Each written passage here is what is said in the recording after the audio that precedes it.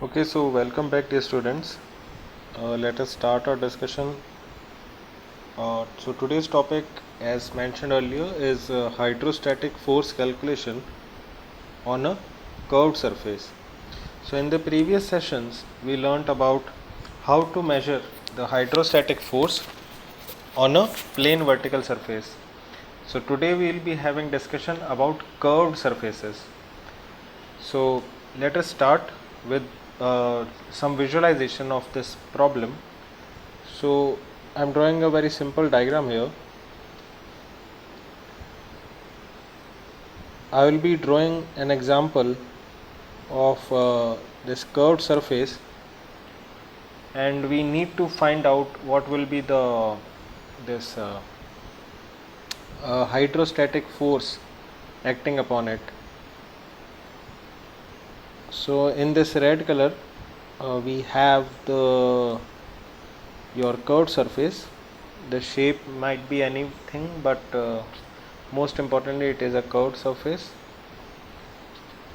And in the black color we show the neighboring boundaries. Then you have the fluid above it. Okay, so this is your fluid, which is above this curved surface. So in this case we need to find out two components, that is what is or how much is the horizontal force and how much is the vertical force, and combinedly what will be the force acting on this curved surface. So for this we take a particular a very small element. I have taken in this green color. So this element has an area of dA or del A, and it is at a depth of small h from the free surface. Okay, so what will be the pressure that is acting on this? So as we know that pressure forces due to fluids on any surface, they act in the normal direction to that surface. So we can write this small force del F equals to pressure P times the area dA. Okay, so let us say that this pressure, it makes an angle theta with the horizontal. Okay, so with this diagram we can try to quantify what is the horizontal force. So again, please take out your registers and notebooks for fluid mechanics and take down this topic along with me. So horizontal force Fh, we denote it by Fh, will be the integration of the small force del F in horizontal direction, so del F subscript h. So this is nothing but we can take the component, and the component will be del F cos theta. We can further elaborate it as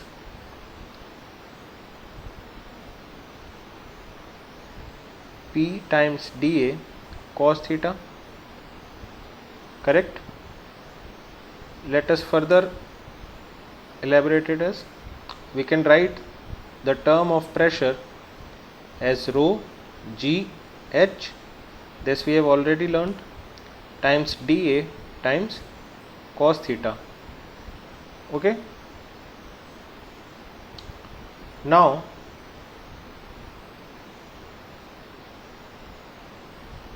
we can write down the term we can combine this term, that is del A cos theta. How we can combine? this del A cos theta is nothing but the projected area or the projected surface in the horizontal direction. It means that here whatever you can see, this is your eye. Okay, so whatever area you are able to see, this will be your horizontally projected area. So that is nothing but this rho GH times del A H, where this del A H is the projected area. Okay, now we can write down the final equation for this horizontal force as Fh equals to rho G H bar times the horizontally projected area, that is this area. Okay, so this is your final equation. Now what is H bar? So please write it down, what is H bar. So where H bar is the depth of the projected surface.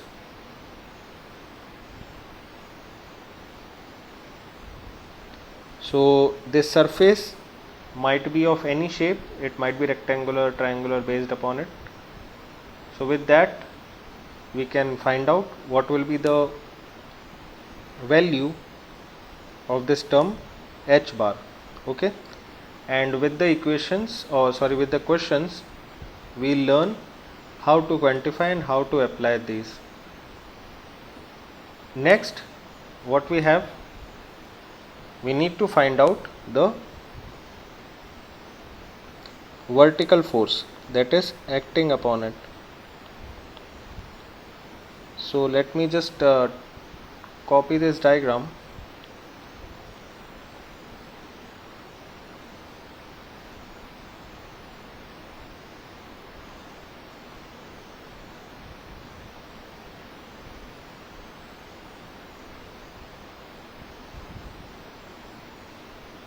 So this is our diagram.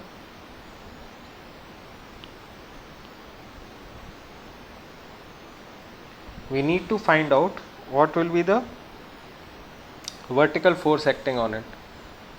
So we can quantify it as F subscript V, that is vertical force, which is nothing but the integration or the sum over integration of the small element over the surface, small elements over the surface. Now again we can expand it as PdA, and this time since we are talking about vertical force, so we will be taking the sine component, so sine theta. We can further elaborate it as rho GH del A sine theta. Okay, now this del A sine theta component is actually the base area. We term it as base area for that particular differential element. So I write it as base area of differential element. Okay,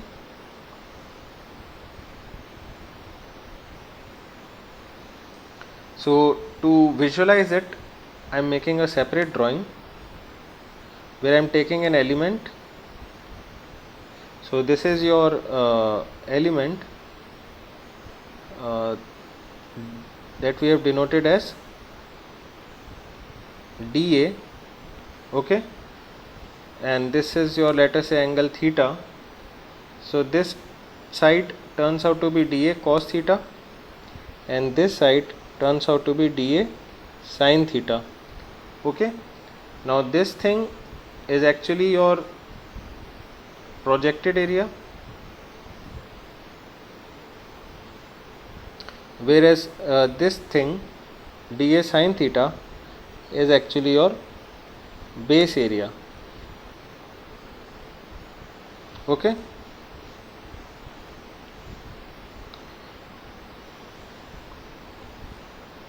So this we can again simplify these equations for Fv.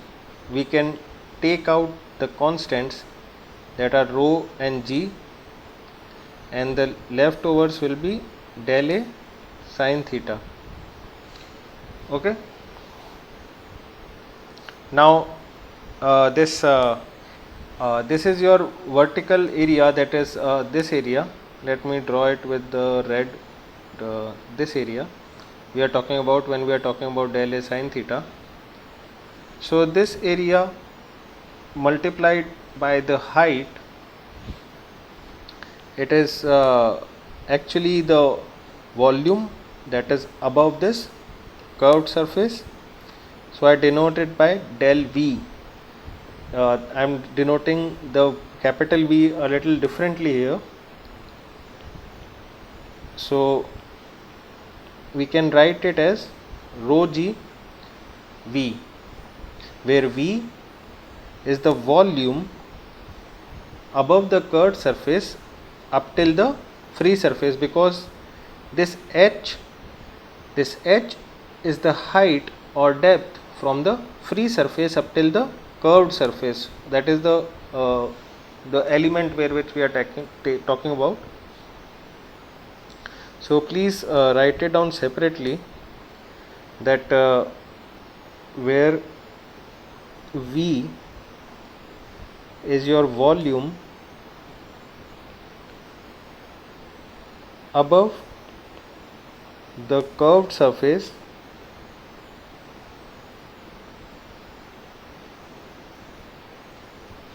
up to free surface.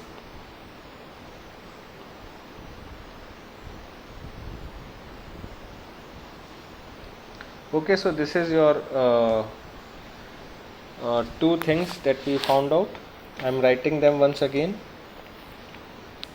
We calculated the value of horizontal force as rho g h bar times ah, where h bar is the depth from free surface up till the projected surface, and your ah is the area of that projected surface. We also found out the vertical force acting upon it as rho g V, where this V is the volume above the curved surface up till the free surface. So to take some more examples so that it becomes clearer, I will be drawing some examples, and I will be giving you appropriate time to think and ponder about it, that what will be the situation and how do we need to calculate the volume. So this is your first case. Let us say there is a typical situation in which this is the boundary of some hydraulic structure. This is your free surface, and the position of the gate is in this fashion. Okay.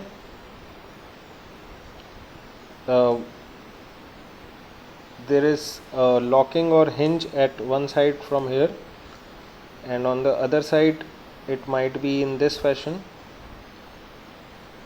We don't need to get about this in detail about the structure, what it is. We need to just find out that this is a curved surface, and we need to find out the various values.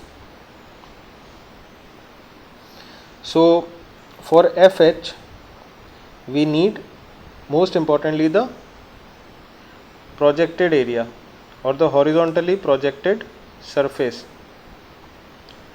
so that we can find out quite easily. The more important thing is to find out the value of vertical force, and especially the value of capital V, which is the volume above the curved surface up till the free surface. So here in this case, what will be the volume? Here I am explaining directly. So here this entire volume will be capital V.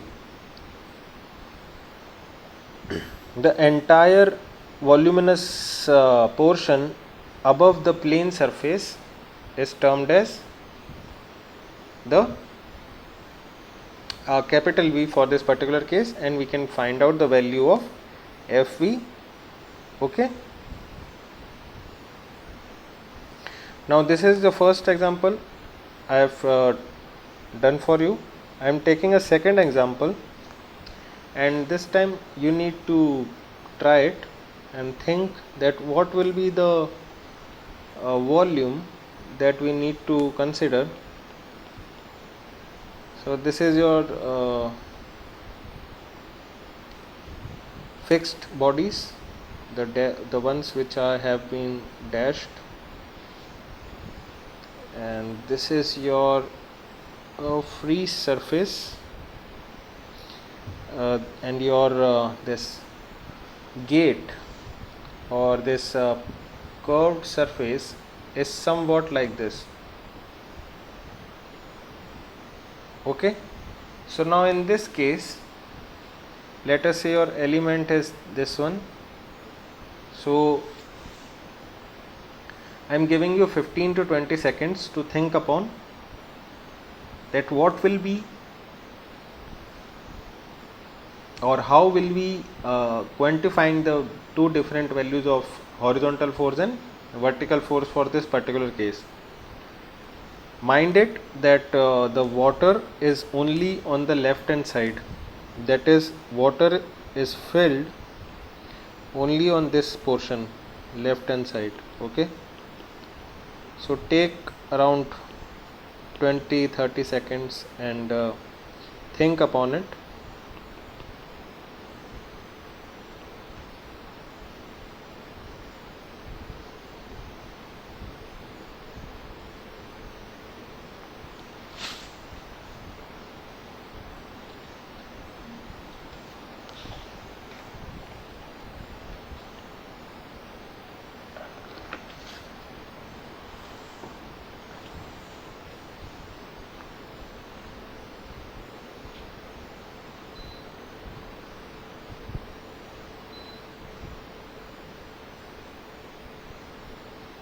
So I hope you have tried it. So once again I'll remind you that this is your fluid level.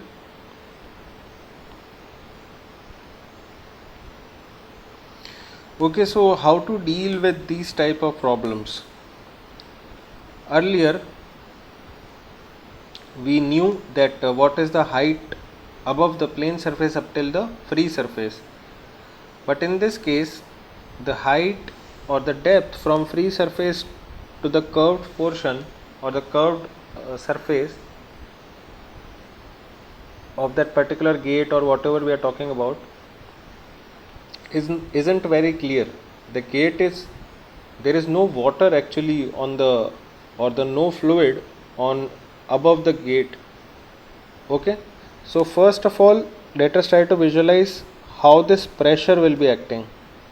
So on this particular element, that is this element, the pressure force or the hydrostatic force will be acting normally in this fashion or in this direction. Okay, now what are the steps to be followed? We need to extend this fluid level and we need to create an imaginary line. Okay, so this will behave as an imaginary fluid level. So this imaginary line, it should be coinciding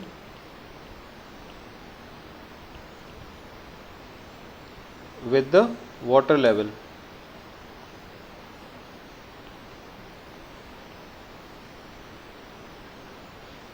Okay, now we need to create some virtual fluid over this gate to simplify our calculations. Our concept remains the same.